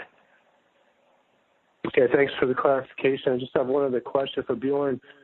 You said, people have stepped up to fund the association. Obviously, most people don't fund ventures related to multi-billion-dollar businesses out of the goodness of their hearts. So what are those people getting out of being part of this? Again, they're getting far less than they would get if they put money behind Apple or Toyota or any other major company that's functioning well that you can invest in. But the reasoning behind the people who stepped up behind this was much less about money and much more about the ability to make change where they saw that change was desperately needed. So I think it would be out of line on my part to be able to discuss the specifics of what somebody who has stepped up with a group to help make this happen is getting out of it. But there are other ventures that you could step into that have a much higher upside or potential multiple on that investment. But the heartfelt reasoning behind it was what got me into it at the get-go, and then just a realization of the facts. Hey, this isn't. This is Tim Kennedy again. This isn't like a money-making opportunity. Hey, Cowboy, what do you get paid to come here? Nothing. Austin money. Yeah, you asshole stole my striking coach for him to come here. Cain? No? TJ? Yeah, nothing. Okay, we're not getting right now. Yeah, we're all in fight camps right now. TJ is, Cain is, Cowboy and I fight like next weekend. We're here for a legacy. for the future. That's why George is here. Even if he doesn't fight again, he's going to make change. He's an advocate for the future. And we're not paid to be here, and we're not talking like hundreds of thousands of dollars as we hop on private planes flying to talk to gyms. I'm going to be in the gym tomorrow, and I'm going to talk to people about the fight. Cain's going to be in the gym tomorrow. TJ is going to be in the gym tomorrow. And we're going to have these conversations. It's not like we need to, be setting up limos to fly these guys. This is about for the fighters. That is what this is. This is not a cash cow. This is not an opportunity to rake in dough. This is about change. Okay, thanks so much. Thank you, guys. Good luck to you. We'll go next to Nathan Hendrickson with Funny MMA. Please go ahead. Yes, I was wondering if Mr. Rebney could go into just a little bit more detail about how all this is being funded. Like I said, there's some great people behind this who stepped up 2 years ago to make this happen, and the guys have stepped up behind it. We've got a great team on board. We've got everything in place to make this work and to see it through to the end, which is success and the achievement of the goals that I outlined, the three different kind of pillars of that tripod. But I'm not going to go into specifics about the who because they asked me not to go into specifics about the who. Good people, and God willing, I'm going to have the opportunity to divulge them and disclose who they are at some point because it would give me a lot of pleasure to be able to do that. Okay, and if I could just wedge in one more. You mentioned about doing something for retired fighters, former fighters. Could you go into a little bit more detail about that, how that might affect someone like a Mark Coleman or a Don Fry? Yeah. I mean, look, the Mark, and we could go through name after name after name. That's the tragedy. That is a large part of this tragedy, is that you can name two quickly because you're asking one question, but if I quizzed you, you could name 3 dozen, 4 dozen, 5 dozen. Everyone sitting around this table knows it. So the essence of that, of trying to create that safety net and trying to create a settlement vehicle that can put some of those guys into a better spot is part and parcel of what we're doing. It's, like Tim said, it's not just about the current guys, it's about the prior guys. And it's about being able to set them up so that there's some kind of cushion and some kind of benefit that they can derive from having fought in the octagon 10, 12, 14, 20 times and now having nothing to show for it. So it's part and parcel of what's happening. Okay, thanks so much. We have a few more calls left. Let's move on. We'll go next to Niall McGrath with SevereMMA.com. Please go ahead. How are you getting on, guys? Appreciate the time today. There was rumours that there might be a female board member involved. How has the interest been from the female point of view? Hey, man, right now, this was about getting a bunch of passionate believers in this cause in the room as soon as we possibly can at the most. This is not a convenient date for any of us. I'm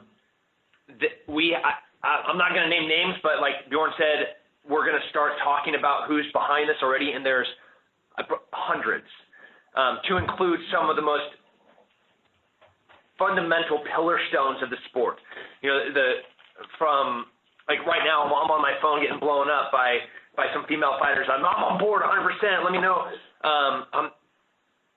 This is about fighters. Fighters is a genderless thing. It's men and women, and it's all the fighters from the UFC, former and today, that are coming together. So are they going to be part of the board? Yeah. Are they going to be part of the decision-making factor? Are they going to be on the front lines with us in every way, shape, and form? This is a genderless thing. And but for the 5 that are in this room right now, it was just happenstance of who could get here on this date to make this happen. There was a list of names, and we were trying to pick which ones could make it happen, and these are the ones that we have here right now. But in the very, very near future, the biggest, the most marquee names for female fighters are going to be part of this, I promise. Just one more for Bjorn. Bjorn, people are going to ask why you didn't get involved in something like this when you were president of Bellator MMA. Why now? Why now? I mean, look, if you look at the role of a promoter, and that is a role I've played for an awful lot of years, the role of a promoter is not one that lends itself very easily to becoming a strategic advisor from a 12 to 15 hour a day basis to a fighters association. They're counterintuitive. And so, it's the nature of being a promoter. And so part of the expertise that I bring to this, something Tim said, is I know how this industry works. I know what a promoter is trying to achieve. I know where the revenues come from. I know what the expense line items look like. I know what the budget for large-scale and small-scale events looks like. I know what international television, domestic TV, pay-per-view looks like. I've done all of that. So I have a very keen understanding of what that is. I can tell you firsthand, when you're functioning as a promoter for a major promotion in this sport, your focus wouldn't be this. And as we've seen very clearly from the UFC for an extended period of time, and as we've seen in the carryover from WME IMG, their intent is to continue doing business the same way, and that's why this has got to change. But the timing, I wasn't out of the game very long when I was approached about the potential of doing this, and I've done some great things in the interim and had some fun and reintroduced myself to my kids, but this was something that really caught my eye and said, this is something where we could make a difference. We could change something, and across the board, people would look at it and say, those are great changes. Okay, thank you guys. Appreciate it. All right, thanks so much. We have two last questions we want to squeeze in. Can we go to the next one, please? Certainly, we'll go next to Stephen Gavin with FighterSideChat.com. Please go ahead. Hello, guys. Thank you again for taking our questions. Question one is MMAAA, have they filed the charter as a labor organization? No, the Mixed Martial Arts Athletes Association is a 501c6 filed in the state of California. The actual tax-exempt status hasn't been granted yet, but that's where the organization is from a progressive perspective. Okay, and the second question, if you don't mind. Now, you mentioned Major League Baseball, the NFL, NHL a couple times during this call. Major League Baseball is required to negotiate with the union because of an antitrust exemption, as is the NFL and the NHL. Now, I know the fighters, the Lee et al. Suit was filed a couple of years ago and is scheduled for class certification within the next year. Now, how do you intend on reaching the point of a Major League Baseball Players Association that's mandated to negotiate by Congress without having that antitrust exemption? I lost part of I didn't. Let me try to clarify. I apologize. We didn't hear everything you said. You broke up. My apologies. Major League Baseball is required to negotiate with the MLBPA via congressional mandate. It's part of the antitrust exemption. Same with the NFL, the NBA, NHL, etc.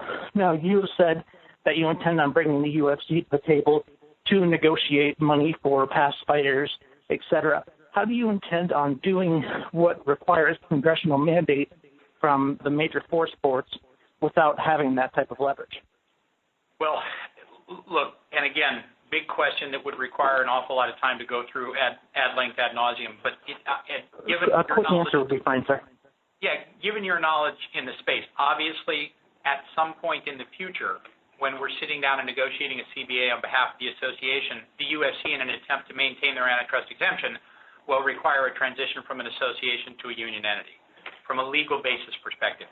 That's what happens in these situations. So that will happen. That will provide them then with the antitrust exemption, and then ultimately they can be decertified, not decertified, et cetera. But the progression on what happens on subsequent CBAs is something that will be a good problem for us to have, because the initial negotiation will be one that will be on huge seminal gaps that exist in the structure right now. Okay, now, if you don't mind, the UFC right now does not have an antitrust exemption. There's antitrust litigation in the process that's about 2 years in. Is this not going back to square one? No, it's not, because the UFC will desperately want that antitrust exemption at the finalization, the conclusion of the negotiation to create a CBA that governs what happens moving forward over a 5 to 7 year period with these athletes. And that will be something. Last question, if you don't mind, sir. Hasn't the FTC already ruled that the UFC is not a monopoly? No, they haven't. That has been, look, and again, this is way, way down into the weeds, but having actually been subpoenaed to testify and to give testimony as it related to that monopoly, I believe there is an awful lot of evidence to show that they are, and just because someone does not choose from a governmental perspective to pursue an action does not mean that anyone has been identified as not being an egregious predatory monopoly, and which I believe the UFC to be. Okay, awesome. Okay, Thank you so much. We have one last question to get in. Certainly, we'll go finally to Matthew Bull with Arts Voice. Please go ahead. Hi again, guys. One last question for you. Thanks again for your time. Most organizations like this that do have a board like yourselves appoint a director to run day-to-day operations. Is that something that's still on the horizon? Has it already been done? Is the board currently handling day-to-day decisions themselves? If you could speak to that general regard. Thank you. This is Tim Kennedy. So the board is handling the decisions. Ultimately, it comes down to us, the fighters. We are, the dream is that we're going to be representative of the fighters as a whole. The men and women that step into the octagon. We're going to have the best understanding of what their needs are from talking to them and now having, great strategic advisors like Bjorn. The reason that he's part of this team is he knows the ins and the outs of it. The reason that people are stepping up behind us is and to fund this is because they're brave and they understand that change needs to happen. But we're the ones that are making decisions. The fighters are. We are in control. So, I wish we would have planted a tree 20 years ago. That's the best time to do it. But the second best time to do it is today, and that's right now. And that's what this is. This is, you guys are part of the step-off. This is the starting line. We don't have all the answers of what this is going to look like. We just know where we're going and that we're going to be working really, really hard to get there. The 5 people on this call are the ones that are going to be making the decisions moving forward and up to this point. Thank you. All right, thank you so much, and thank you, everybody, for sticking with the call. We had most of you stay, so we really appreciate it. I'm going to try to organize as best I can. Anybody who wants one-on-ones, just reach out to me, and I'll try to get that expedited as quickly as possible. But thank you again for joining the call, and have a great day.